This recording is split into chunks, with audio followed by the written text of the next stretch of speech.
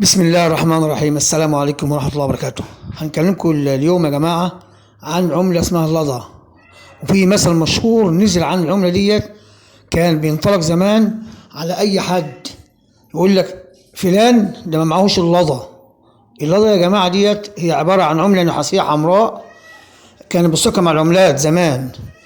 والعملات دي يا جماعة كانوا بيعملوها عشان يدوها للفقراء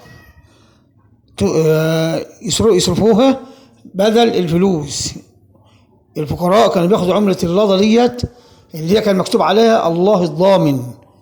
وكلمة الله الضامن دي يا جماعة ديت اتحولت لكلمة اللضا، بقت اختصار لكلمة الله الضامن، مكتوب على العملة الله الضامن.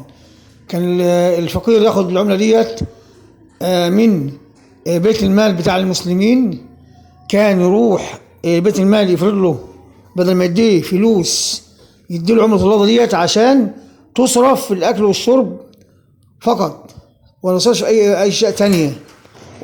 يعني كان الفقير ياخد الفلوس ديت عشان يجيب أكل وشرب بس، كان عشان بيت المال يضمن إن هو ما ياخدهاش يصرف أي شيء تاني، كان يديله عملة اللضا ديت وياخدها.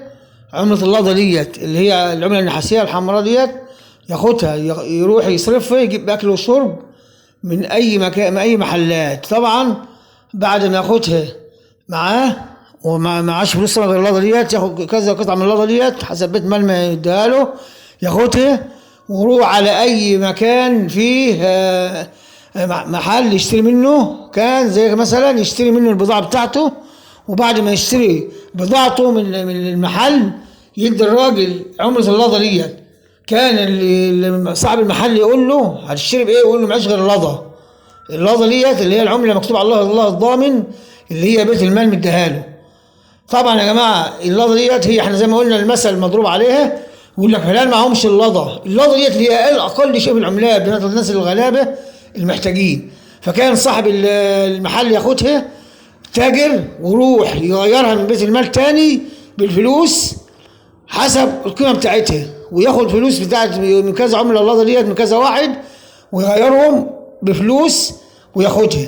طبعا ديت عمله اللضا. كلمكم عن عمله اللضا ان شاء الله، هنكلمكم عن عملات تانية غريبه بالامثال مع ايه هذا مع العملات القديمه بتاع زمان.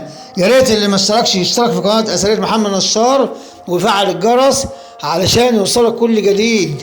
قناه اثريه محمد نشار فيها كل جديد، وهنجيب لكم ان شاء الله فيديوهات عن العملات القديمه يا جماعه، ونعرفكم كل شيء عن العملات القديمه بتاع زمان. والسلام عليكم ورحمه الله وبركاته.